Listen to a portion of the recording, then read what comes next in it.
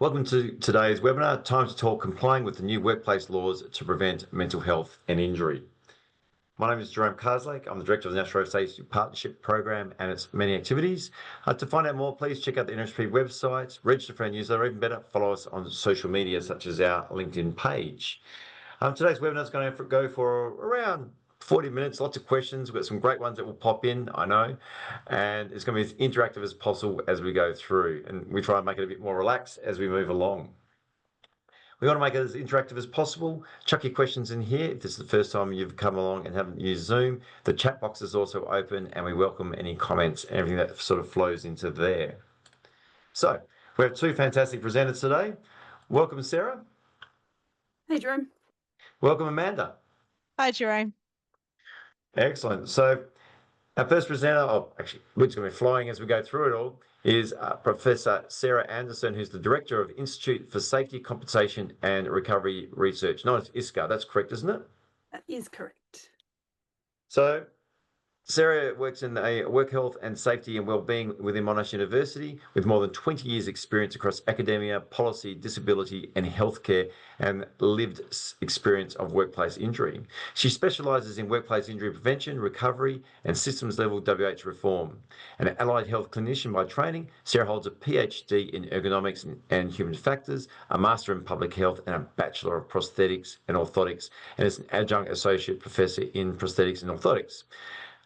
There's a full detail of more on her bio on our website. So fantastic to have you here, Sarah. Thank you very much, Jerome. And joining Sarah, we have Amanda. Welcome.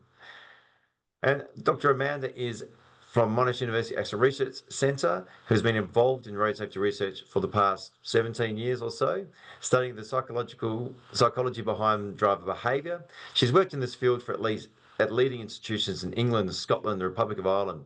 Amanda has co-authored over 80 peer-reviewed articles, conference papers, industry reports, and she's also recognised as a world expert in anger and aggressive driving. I've also had the great pleasure of working with Amanda closely in a lot of projects as we've gone along. So welcome to you both. Thanks, Jerome. I'm really looking forward to chatting with you and Sarah today. So as mentioned, we're going to make this interactive as possible. There is no real PowerPoint. We're going to flow through in a conversation style, and we're going to dive on in now. So, Sarah, let's get things rolling. What is this buzzword psychosocial at the moment, and what's the push for change? So thanks, Jerome.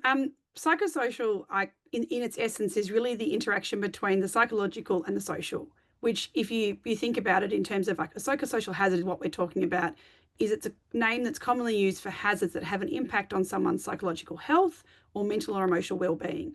And it's something that might be physical or it might be sort of more emotional or psychological. So aspects of work design management and social contexts that might have the potential to cause psychological or physical harm. So they're not just stress, but they're identifiable workplace conditions. So things like job demands, workplace aggression, role ambiguity, and poor organisational support.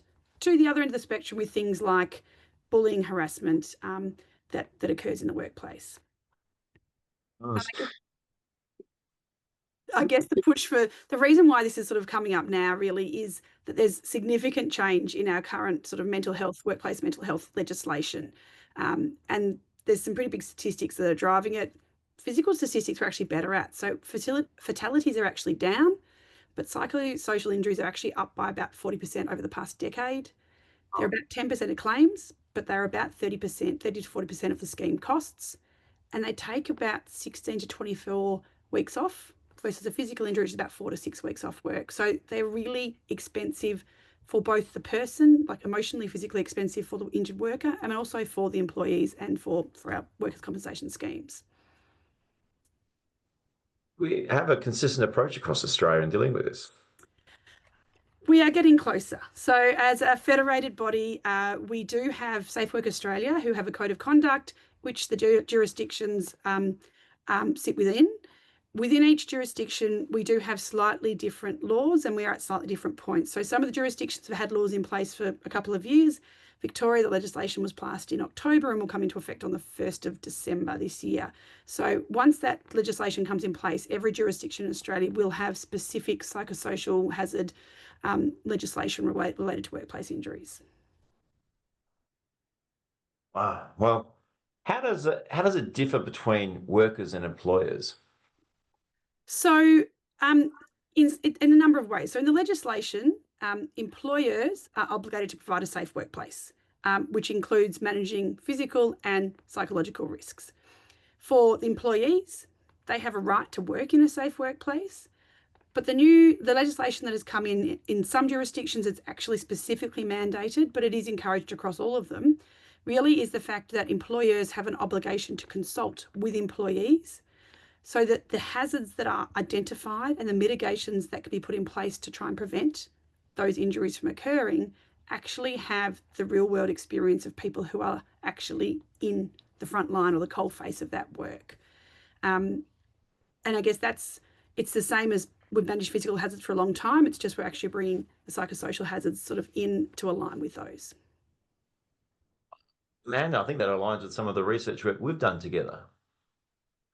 Yes, no, absolutely. Particularly when we think about driving, people who drive for their work as well. And there's a lot of different situations to consider that might constitute some of those psychosocial hazards in driving.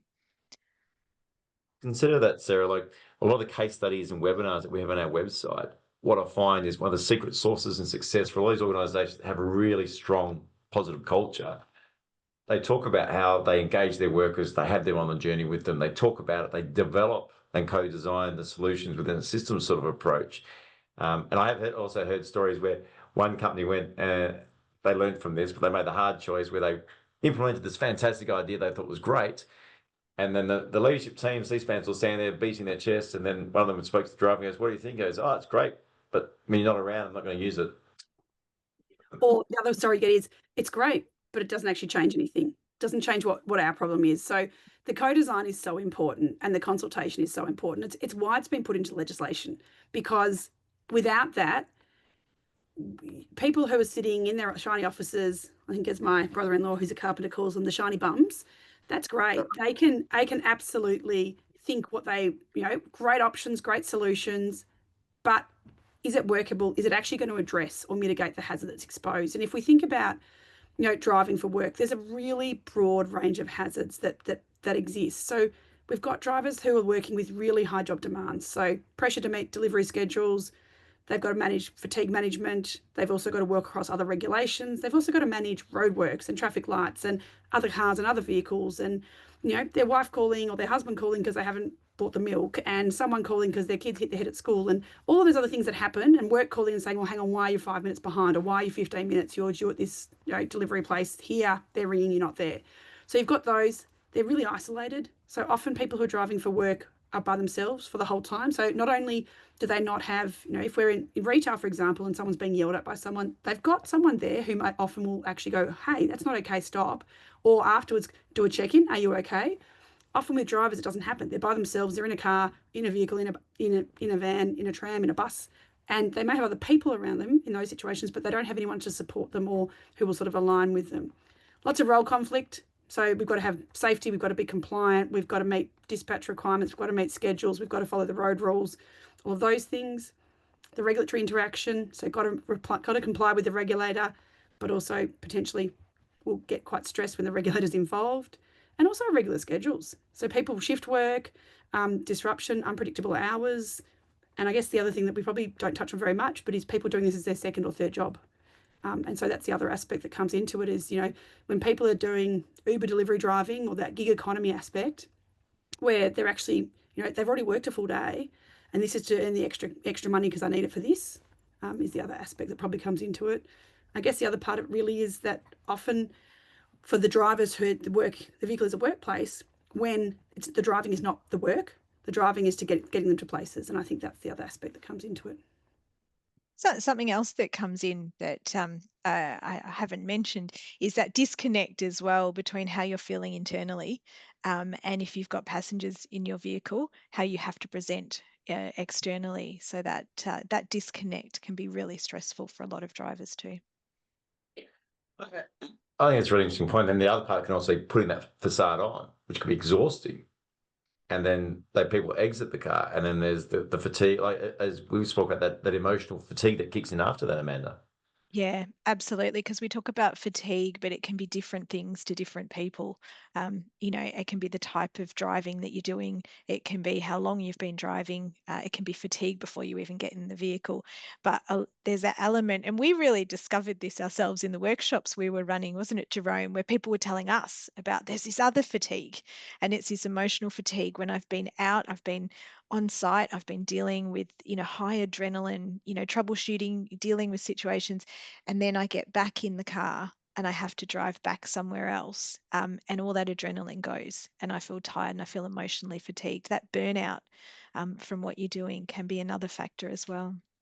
And I think important in there too is the mental fatigue. So you've got the emotional response. Yeah. You've also got mental fatigue. You have to be vigilant. You're trying to juggle a bunch of things. So you're physically tired. You're mentally, like, we often refer to, oh, I'm just brain tired. Like, that's a really recognized. And then you add an emotional fatigue on the top. Yeah. So there's actually multiple layers of fatigue. Yeah. And only really one of those is actually regulated for.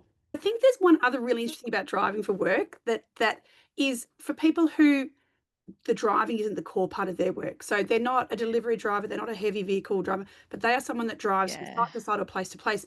That driving isn't considered real work or part of their work.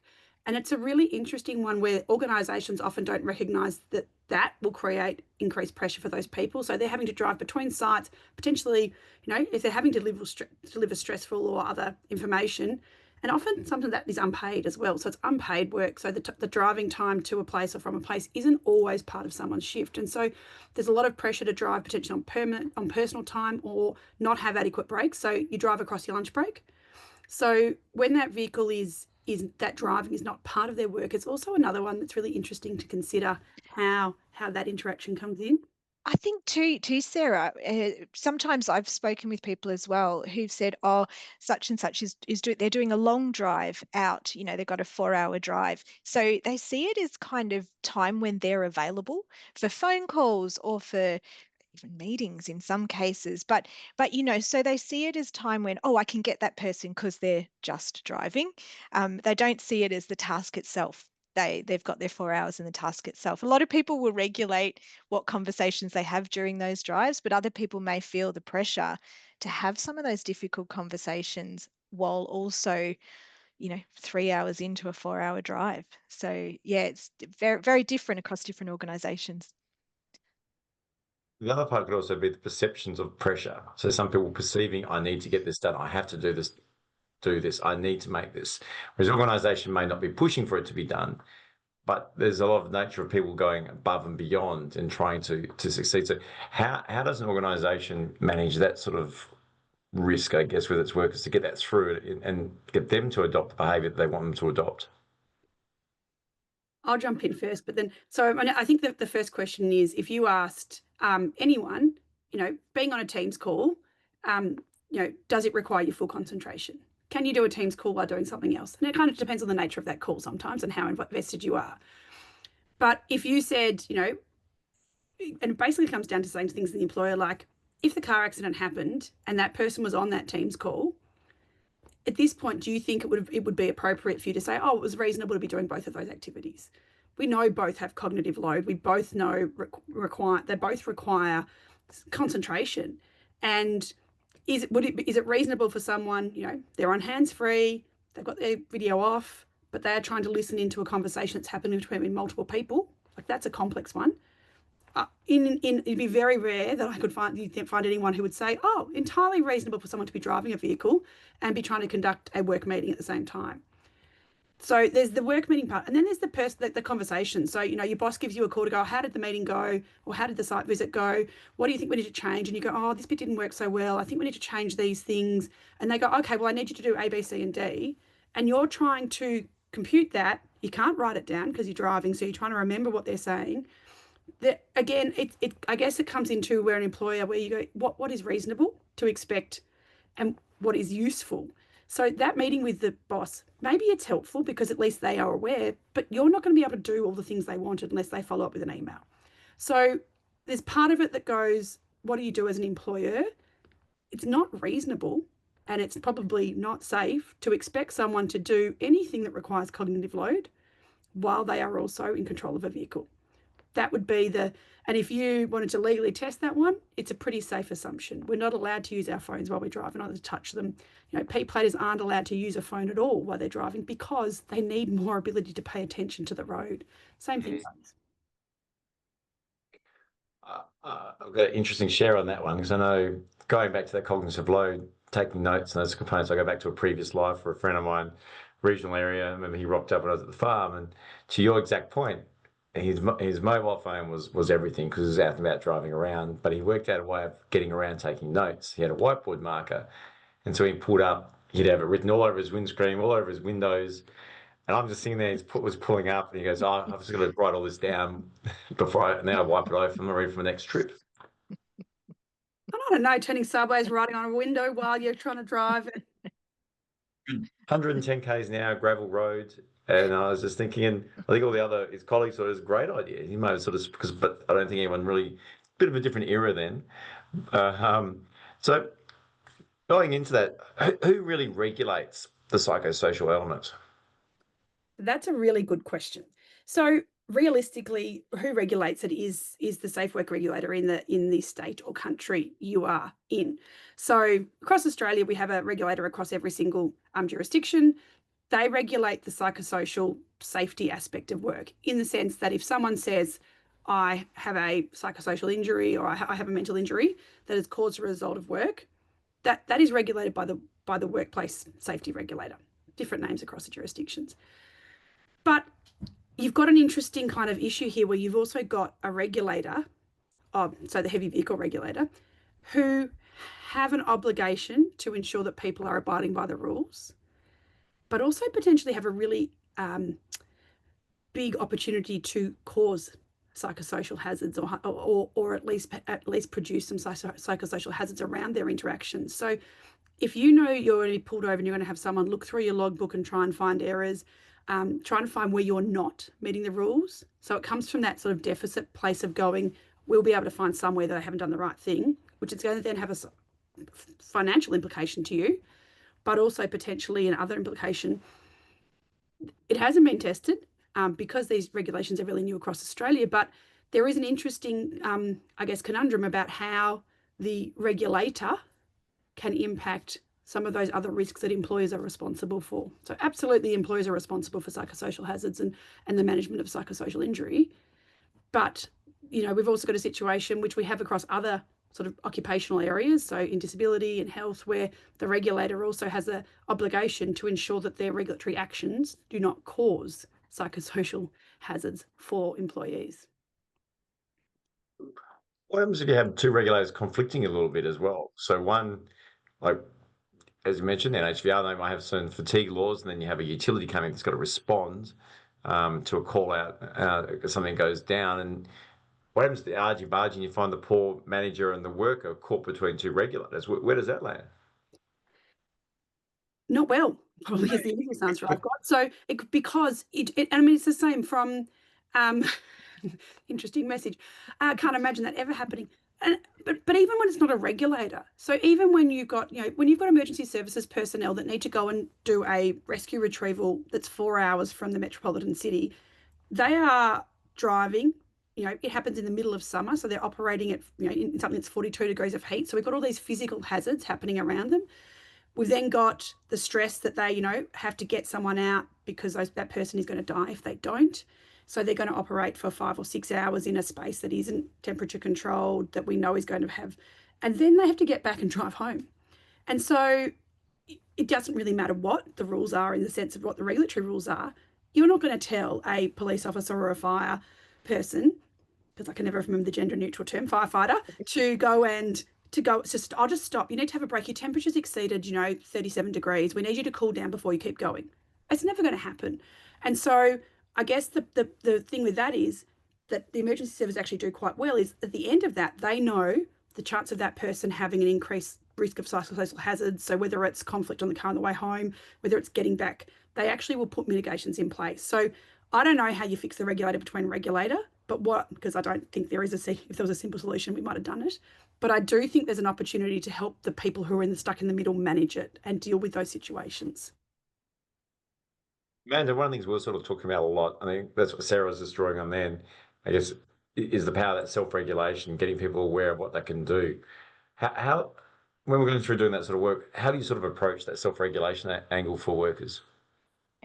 I think it's really important that recognition, little check-ins before you get in the car. And I know a lot of organizations do it. They'll have like a physical 360 check-in around the vehicle, but also a quick, am I good to drive or am I good to get home? Recently, I was talking to trainers and they were saying they ask their people, halt before you get in the car. Are you hungry? Are you angry? Are you tired? Think about that before you get in the car. So understanding the state that you're in, because we drive as we feel, and we're going to respond and react. If we're tired or we're angry or anxious, we're going to respond and we're going to react differently. So just being aware of that headspace and trying to find mechanisms to help work yourself through that, whether it's music or deep breaths or whatever works to get yourself through, and being able to do that as well. It's very individual, but really thinking about what would help you can be really important, I think. But I think to add to that, what's really important is that that's a systems approach to managing it. So it's the individual having the tools, but it's actually the organisation putting it in place. So Yeah, quite yeah. often we've got to increase someone's resilience. We've got to make people Yeah. be able to deal with it better. And actually, no, we don't. We need to make sure we've got organisational system level things to help people know Yep. and recognise flags and issues. And that's what's really key about that is it's a Yeah. systems approach to actually identifying individual factors. Yeah, and everybody wants to help and jump in. I think that's what's beautiful. It's finding that mechanism that works. Is the law is it strong enough, for example, with the consultation? Like obviously you talk about what workers got to do. Is it strong enough to say, well, the regulators should consult with each other and actually have aligned regulations so this doesn't happen? Wouldn't that be a sort of perfect sort of world? Yep. Yep. I think it'd be great. I left that one I left that one for you, Sarah. But I also think, the regulator doesn't go out to cause harm. So I think that's the thing when you think about it. Across any, regulators have a role to undertake. And in the work health safety, there is difference across the jurisdictions between those that do prevention and those that do the management of those injuries. Some places are the same, other places are different, but it's the same across any the regulator is there to try and prevent something from happening.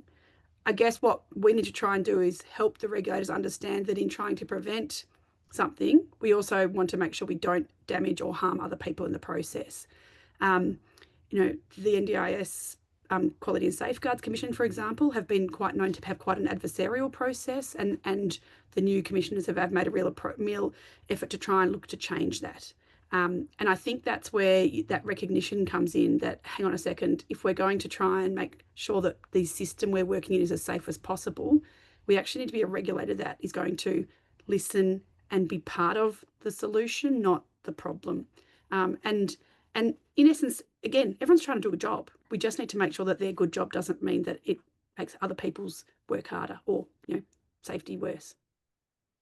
Just touching that point even further, there is a very important role in the regulators. We saw that during COVID when drink driving, speed, all those sort of things decreased, and we saw massive increase in those developments taking place. It's taken a while to combat those sort of effects from it. So you can sort of see the legacy if they pull back too much, what happens as well. Yeah, and it's on their shoulders. If a truck driver, drives in and crashes into someone and kills them, and they have driven more than they should have, and the regulator hasn't done anything, then that's on their shoulders. So they carry a large burden.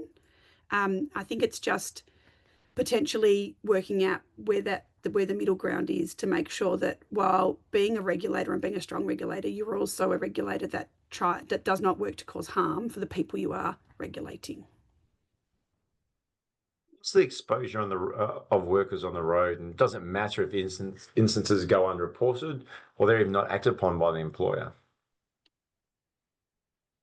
Do you want to go first, Amanda? First, Amanda, what do you reckon? I think I think one thing to keep in mind is that often when you have small incidences, they can end up being normalized. So I think that's something to really consider as well. People can have the attitude that, oh, people are aggressive to me, or the conversations on the radio aren't very nice. But it becomes normalized, and people just go as part of the job. People get people get in my vehicle and they're rude to me, but as part of the job. So I think that it's really key to unpack that and reduce that normalization of some of those behaviors, particularly the incidents that people might think, oh, it's not very much. It's, you know, it's not worth talking about or reporting. Yeah, and I think, look, the nerd in me will say that we know, 44% of truck drivers report depressive symptoms. They have anxiety, loneliness, chronic sleep. And if we talk about, people who are driving buses and our trams and our trains and the abuse that they're potentially exposed to. And I think the issue is that we know when something big happens, we hear about it. Those things get lodged. There are mitigations put in place. But what that kind of ignores is that that's our lag indicator. That's well down the path of someone actually being exposed to multiple things. So we've got a cumulative load problem. So it's a bit like physical injuries. You know that if someone is constantly lifting a heavy load in a poor posture, that problem's going to happen. It's kind of the same. We're really good at reporting those cumulative sort of physical injury or physical hazards that might occur. Someone might have tripped over something 4 times or slipped on something. We're good at doing that. In that psychosocial space at the moment, we're not. So we don't normally, if we don't report them, or we don't report the smaller bits, we don't actually get the bigger, but we don't also then get the cumulative load. So we don't understand how much and how often something's happening. We can't put in early intervention. So if we all of a sudden go, oh, hang on a second, this person's had 5 people abuse them in the past 7 days, that's probably quite a lot. We probably need to do a check-in. But if you don't have the person actually going, oh, I was abused again, a simple way of them logging that won't happen. It means that we don't control for the hazards. So quite often you end up with some big thing that happens and everyone goes, oh yeah, I saw that happened there and it happened there. Oh, it's happened like 10 times in the last month. We've seen, in COVID, we saw a massive increase of aggression and masks and racial vilification. But until it became a problem, we probably didn't actually know what was happening. And those microaggressions we didn't really know. If you don't report it and don't manage it, your liability increases, your legal liability, because if they don't identify hazards through consultation and monitoring, it's actually a breach of their work health safety. So the fact that we didn't know is actually not enough to defend that. So that's really important. But I think it's that normalization that Amanda was saying. It's the key thing. It just normalizes it and makes people think it's part of their job. It's a bit like often retail workers. It's normal for me to be abused by customers. It's just part of what it is. It's actually not normal and it shouldn't be. We say the same thing in nurses and disability support workers. Normal to be abused, normal to be yelled at, hit, spit, actually no. But we've got to try and sort of change some of that psychological sort of dealing with it, which is that normalization. But also, realistically, we need to have proactive. So that in the new legislation, proactive management of psychosocial injuries is the key bit, or psychosocial hazards is the key bit. So proactive means we have to actually look at those earlier lead indicators for factors that may end up causing some sort of injury or hazard. And I guess that's where, Sarah, that consultation part really comes in as well, to actually also talk about, well, like you were saying, people think it's just part of the job, or it's not, this isn't a hazard, it's just my job. So it's really having those conversations and that consultation to, again, pull out the expertise in the workers, because they know what happens on a daily basis. And I think for people here, there's like, Safe Work Australia have a people at work tool. It's free, it's validated, you can use it. Like, there's stuff out there that makes this easy. It's not a hard thing to do. I think a really interesting point is when people go through that abuse and you're talking around how that cumulative exposure, how I guess it normalizes it. We did some work recently, a while past, when we did campaign around traffic controllers. And they're a group who are just constantly day in, day out. And when we're interviewing them, they work in there for a long time, but they're so passionate about what they do. They love what they do. The turnover is very low, but they seem to be so forgiving. And then I think when Super Friends did an analysis of basically how they go to work before they start the day, they're sitting at a 6 to 7 out of 10 in basically thresholds. They're in fight and flight mode before they even start work. And the health implications of that. So the physical health implications of that are so high. So they love their job and they're a close-knit team, not a lot of turnover. But I think the other factors, what's absenteeism look like? What do the other factors that they use to help manage that? So they might have protective factors around them, but it's also likely that they use something else to help support them. Now, it might be alcohol and drugs, it might be exercise, it might be, it's a range of things. More often than not, it's the unhealthy options or the less safe options that actually help people manage and mitigate those. So it's a really tricky one where you go, and that cumulative exposure, if people are constantly exposed, they get to that point of vicarious trauma. And it may be that, in 3 years' time, all of a sudden, one person yelling at them or tooting at them or one aggressive thing that happens, that's what is sort of the straw that breaks the camel's back. But we could have done something in the 3 years previous to actually help mitigate and manage those. And I guess that's where, yes, through some of your study, that's what I was sort of wondering with the work you've done, Amanda. Is that where you sort of see some of the aggression where people can just snap all of a sudden? yeah, because it's often, and I think Sarah, you said this at the very start, it's often not one thing, it's multiple things. Or I was sort of reminded when you were talking about henpecks, you can deal with one henpeck, but if you get 1,000 henpecks, it really hurts. And it's the same type of thing as well. It makes me think that the reporting is really important too. And having those good reporting mechanisms, the consultation to understand these are the things we want to talk about and we want to know about, but also how can people quickly report those or make sure that we're capturing those will be really crucial. And it comes back to that. So we are good at physical hazard reporting. A lot of our systems aren't quite set up, or we haven't systemized our brains to actually go, I should report that. Yeah. So it's not that people don't go, oh, that person just screamed and abused at me today, or someone threw a yogurt at me, or I had 5 people cut me off and gave me the finger.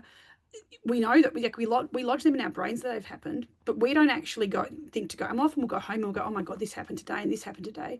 But we don't go, oh, I should jump onto Riskman, or I should jump onto whatever risk management, and actually just lodge it as a hazard. So you're not saying you've had an injury, but you're like, here's a near miss. Because if we lodge them, then we can start to go, hang on a second, these people who are driving in this space, they are getting this type of aggression between these hours every single day, right? Can we put a mitigation in to, one, help them manage it?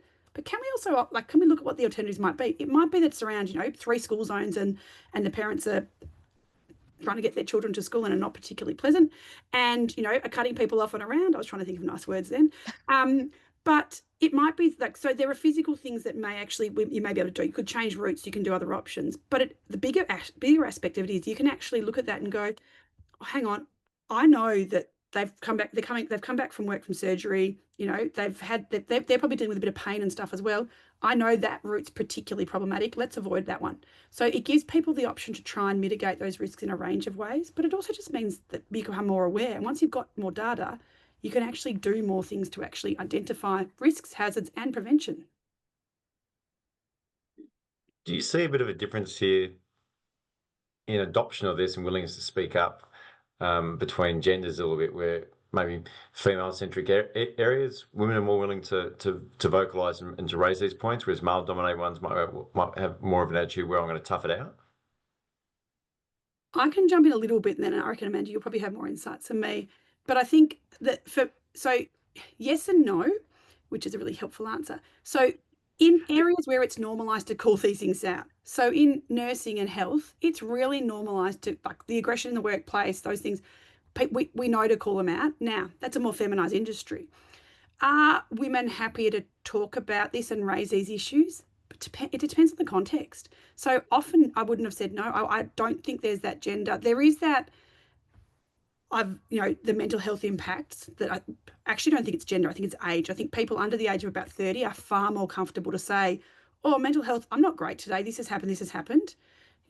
I think 40 and older, between 30 and 40, who knows where they are, but much more inclined to tough it out. I don't know, mental health is a sign of weakness. If Joe's coped, I should be able to cope.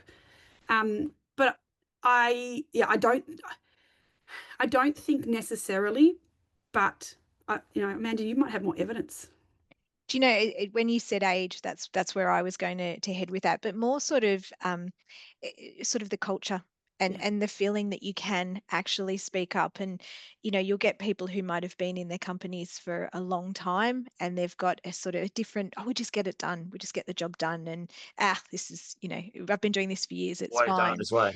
Yeah, exactly. But what we've found, Joan, particularly when we were doing all of our workshops, is knowing that you can and feeling that you can, without repercussions, speak up. So I think the systems, if the culture's in place, I think that can be really influential, possibly beyond the individual demographics.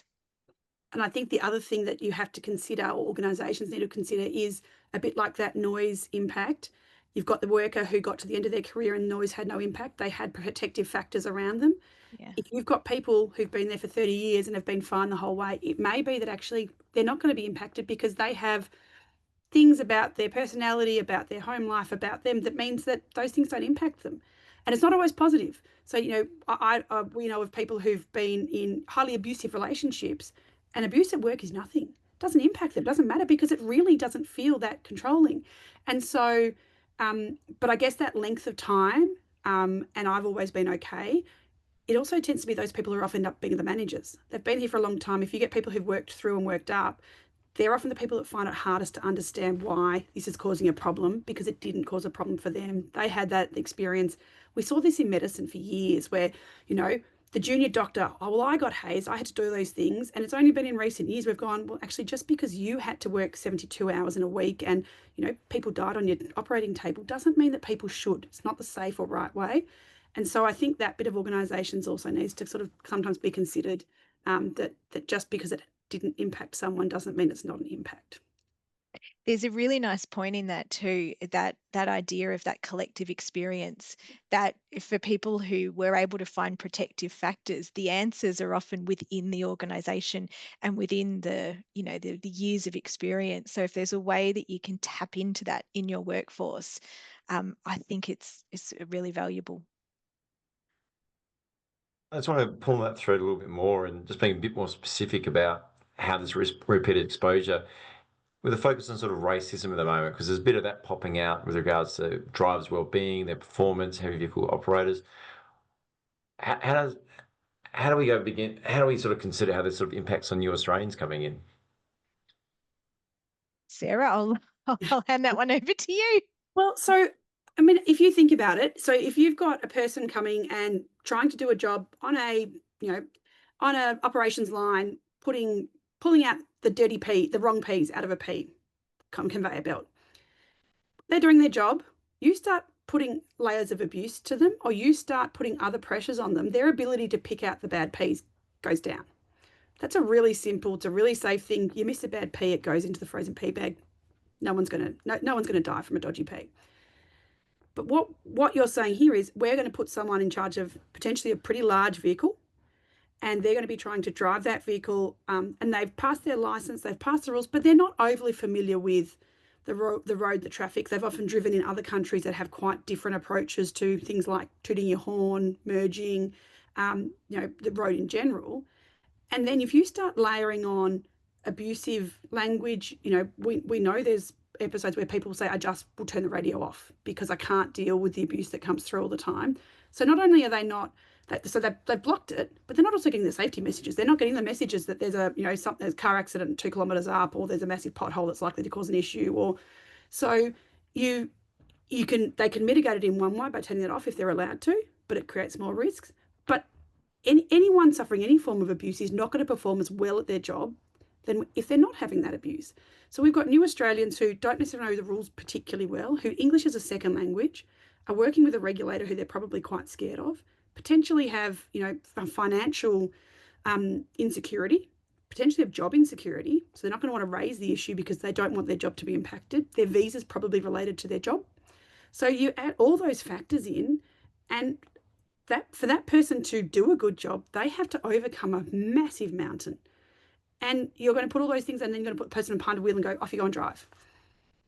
And we know that people drive as they feel. Yep. So when they're stressed and they're upset and they're angry, that is going to influence how they drive too. And I think that's one of the things the research has shown, is that also the road rage between drivers.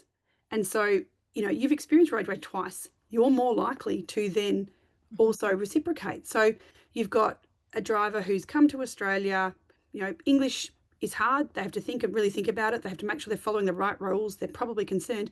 They have people abusing them. In the end, they're probably going to turn around and be abusive back because they've got to that point. And often they're the ones that have the repercussions for that, nobody else. It's interesting when we ask people, are you more aggressive now than you were previously? One of the key indicators of people being more aggressive is when they see the driving culture as more aggressive. So again, it's fitting into that culture. And if you're new to that culture, you might not even realize, or it might be normalized. Oh, that's how we drive. Yeah. So there's a lot going on to unpack there, I think. I mean, you've touched on this a few times. How we drive is how we feel. Um, what's the risk factor? Where do we like how risky is someone driving aggressive and emotional? So we know that if studies show if people visibly look angry compared to times when they look not angry, they've got a tenfold increase in the risk of crashing afterwards. So simply being angry can influence your risk. If you're looking at aggression, depending on the behaviour, your risk increases about 11 to 35-fold. So if we think about mobile phone use would increase your risk, say 2 to 12, depending on how you're interacting with it. So it's similar to distraction. When you have those moments when your frustration or your stress changes your driving and it becomes aggressive, you're genuinely at increased risk. Also, here's another sort of part, because I guess a lot of the abuse that road transport drivers are exposed to is happening on the CB radio rather than face to face, because people can remain anonymous. There's no real practical repercussions from this. What can be done for that, do you think? Is there anything feasible that can be done? What do you Uh, guys think? I, I Well, think I think from an emotional point of view, or if you're alone in the cab and this is happening, um, yeah, it just find a way to self-regulate if you can't turn it off. And there's ways that you can self-regulate with it. And it's independent for each person. So knowing how can you get yourself back to a state of calm, what works for you, and really thinking about that. So from an individual level, I think that's a good idea. There's probably systems levels approaches as well. I was going to say there's sort of two things. So from the systems Mm. level, if people are where it's likely to happen, they can actually be in a better place for when something happens. So we know that a retail worker, if they know it's likely, so pre-Christmas, we know it's likely to be high stress. You're going to have angry people because supplies are down. If you can actually put mechanisms in place and so that they're aware it's likely to happen, and some strategies they can put in place, that was really helpful. But I think the converse side of this is we have truck drivers who are driving for companies. Now, would that company be happy to know that this is what person who they're employing and paying is actually saying? And that employer has an obligation to ensure that their employee is not causing hazards and risks to other people, which they absolutely are. So it is not hard to get CB recordings. Yes. It's not. We know that now. It's not hard to get those. So surely an employer who has a fleet of people driving, do a quick audit once a month, have a look.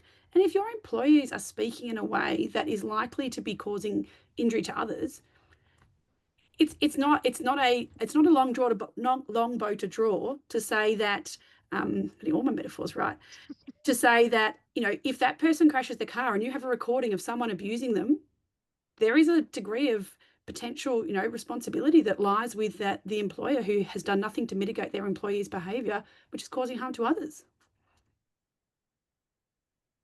Interesting. That can change some attitudes. I think that's one of the parts we need to begin looking at is drawing this on, putting it out there. Because I think at the moment everyone's talking about it, but we're not really addressing the problem at the moment.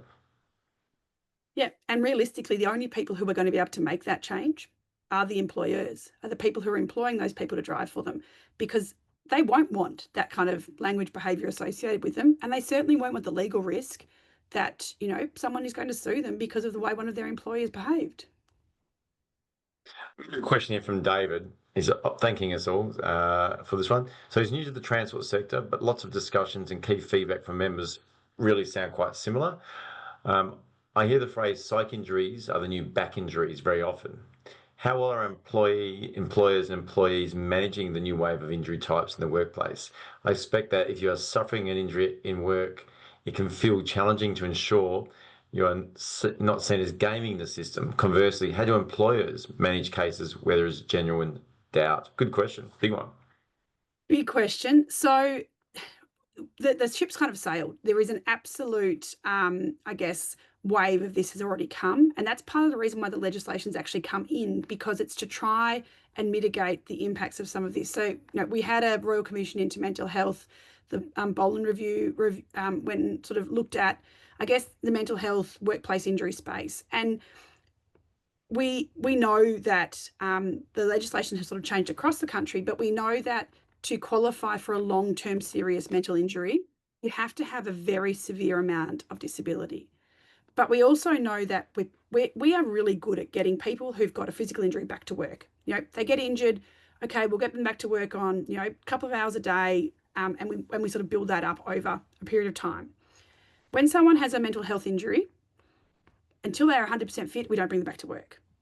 That's kind of been the attitude. So we aren't helping people to actually kind of build some tolerance up to coming back into a safe, you know, come into a safe thing. So we're not very good at managing it, is probably the first thing to answer. But most of the regulators now have in place, you know, a maximum of 104 weeks until people are no longer compensable. So there's a real imperative to get people back to work if they have got these injuries. For employees who don't want to be seen to be gaming the system, I'd say most of the compensation systems are somewhat adversarial, but I do think there is a real appetite to try and do the right thing, especially in the case of mental injury, because we know, you know, at the moment, mental injury make up about, I think it's about 12% of all injuries. It's just been climbing, but we know they equate to about 30 to 40% of the costs of injuries. So the regulators are absolutely wanting to get people back to work because these injuries are expensive. But I guess that's where the focus is on prevention to try and stop them. So for employers who think someone's gaming it, we know the biggest thing that impacts whether someone's going to return to work or not, full stop, across both physical and psychological injuries, but mostly, you know, the psychosocial injuries are bigger, is the interaction between the employer and the worker and the the agent or regulator they're working with. So there's some work being done at the moment that says that first conversation between the employer and the claims agent pretty much can predict whether or not someone will go back to work. So for the employer, the best thing they can do is be engaged. How can I help? What can we do to fix this and actually get it going? Now, if you think the person is faking, you know what? They will get found out. It will get uncovered. So the best thing you can do is assume it's real and work on the best and fastest way you can get someone back to work in some way, shape, or form, because people don't want to be part of a workers' compensation system. It's not fun. It's arduous, it's adversarial, and it's hard work, and people don't want mental health injuries. So if we can actually work together on that, we're likely to get closer to getting people back to work quicker. The point that Lindy's made up here as well, most larger companies also have dash cams that record the driver's aggressive behaviour. And I was just thinking that could be some of the fascinating projects, getting some of the de-identified video footage in, listening to this, understanding what that impact makes. Could be a great joint project for honours, other sort of components. Reach out, Lindy. Would love to hear it, because I think there's, we delve into it all, but I think there's a really good way of understanding this as in a safe way as well. So I know, Sarah, Amanda, you're certainly nodding your head for interest in that one. Absolutely. The nerd in me is getting all excited. I think there's two faults to this. It records their aggressive driving, but it also records aggressive driving to them. And that is the bit that we don't actually know. We have a guess about how much it happens, but because we don't record it, like dashcam's automatic way of giving you really good data on what sort of aggression people are exposed to, let alone their own aggression.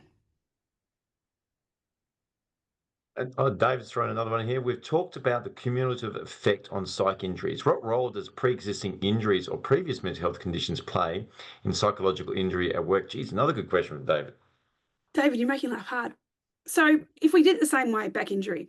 So if I said to you, or a knee injury, you've got a worker coming on site who had a back injury 5 years ago, and they're coming to do manual labour moving stuff. You will do a process that either to assess and go, they're not fit for this role, or you will go, they are fit for this role. These are some of the measures we're going to put in place to ensure that we don't have an injury. And so I think that's the key part here. We need to treat them the same. So if someone has had a previous mental health injury, you know, it doesn't mean they necessarily are more likely to have another one, but it does mean we might want to put some protective mechanisms in place to make sure it doesn't happen.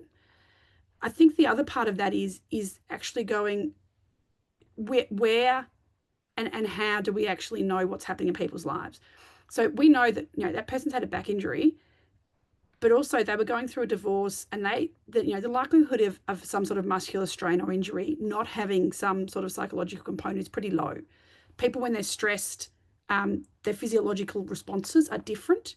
And we know, and one of the reasons why we're trying to manage the psychological aspects of work is that we know when you've got psychosocial problems or hazards at work or increased exposure to those, your actual risk of physical injury is also higher. So it is all intertwined. It's just the same as you going, that person went skydiving on the weekend and they've damaged their knee a bit. Now they hurt themselves at work. Can we equate one with the other? Can we correlate? No, not often. Can we make sure we put the safety things around everyone so everyone is operating safely? Yes. But to answer your question fully, there is not a real way to mitigate it. It's the same as there is a difference in the compensation system now that secondary stress is not compensable. And that is that work creates a secondary stress. It's a terminology bit. And I guess that's where the compensation aspect comes in. If someone is,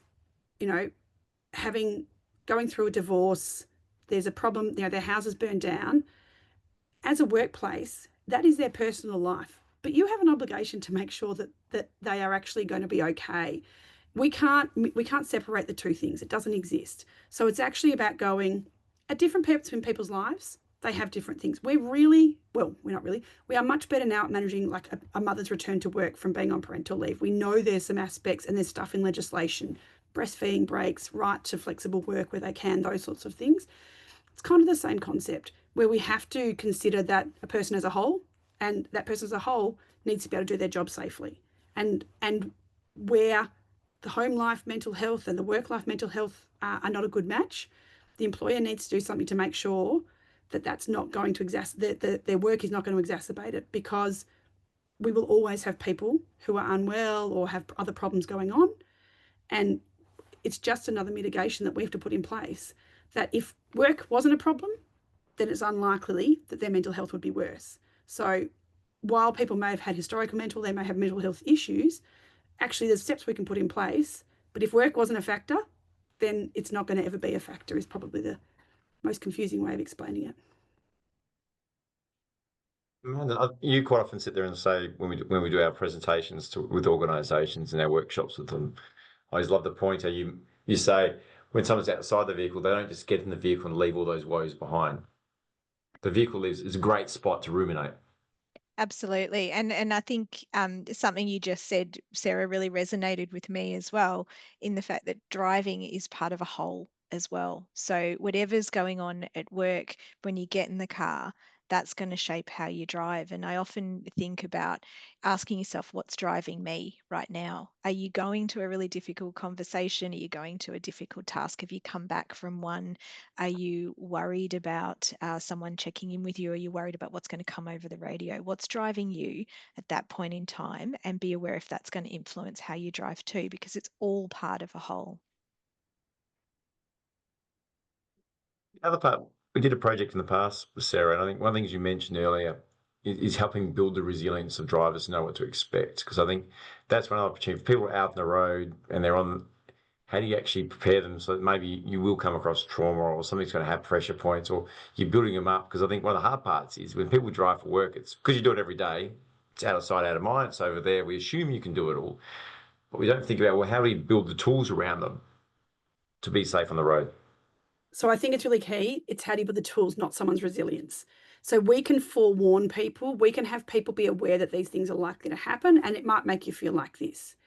We can't, building someone's individual resilience to hazardous exposures is like, it's like that top end of the prevention pyramid. It's like, it's so hard to do, and it puts the onus on the individual. But as an organisation or as a populace, we have the ability to go, people driving the roads are going to be likely exposed to these things. If you're exposed to these, it might make you feel like this. Here are the options you have. So people knowing that, oh, I saw a car accident that really upset me, that's a reasonable feeling to have. People need to know that. It's okay that you drove past it and upset you. Yes, I know it's reasonable to be upset from that. And here are my options on, if I'm upset from that, I can call this person. I've got this peer to chat to, or, here are my 4 different things that might be good things for me to do to help me reduce the impact of that. Because it's not about necessarily my resilience, but it's actually about the tools I have to manage that thing. We can't stop it happening. So we can make people where it's going to, and then aware of how to deal with it, which is slightly different to building individual resilience. Good And answer. I guess maybe it comes down to that consultation as well about, even if you're thinking, or maybe it's not reasonable to be upset, still mention it and still work because it's defining that as well. Yeah. In our closing moments, as we're coming up towards the end, I'd just like to, Sarah, what would be the one take-home message you'd love to leave everyone with? Talk to your frontline workers and have them help you solve for what the risks are. So have them come up with mitigations, because they know what the problems are and they know what's not going to work. You need your glass half full people, but you do want to talk to them and use them. They are the ultimate font of information. Amanda? I'm just going to agree with Sarah. Your workers, they're the ones that know, and get the information from them. A little like a minute or so. What am I trying to do is sneak this one in here from Lindy. Lindy, the conversation has made has made me turn my mind to our fitness to duty questions, which are all about physical fitness, not fatigue, not only the influence of alcohol, have the hours to complete the task, etc. But what question could we ask to have drivers think about their psychosocial situation? What a great one to close out with. Oh, what about what's driving you today?